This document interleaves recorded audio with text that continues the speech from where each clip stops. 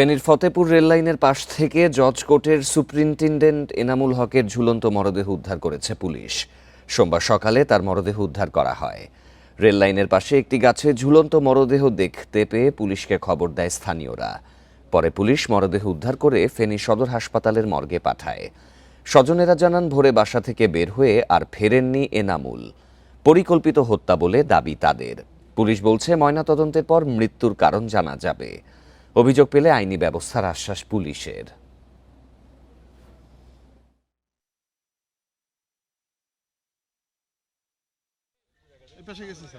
আমরা সিআইডিকে অবগত করেছি এবং পিবিআইকেও জানিয়েছি। তারা আসলে আমরা লাশ এখনো নামানো হয়নি, তারা আসলে আমরা লাশ নামাবো, সুরতহাল করব এবং সুরতহাল করে ময়নাতদন্ত করলে বোঝা যাবে যে আসলে এর পেছনে আর অন্য কোনো কারণ আছে কিনা।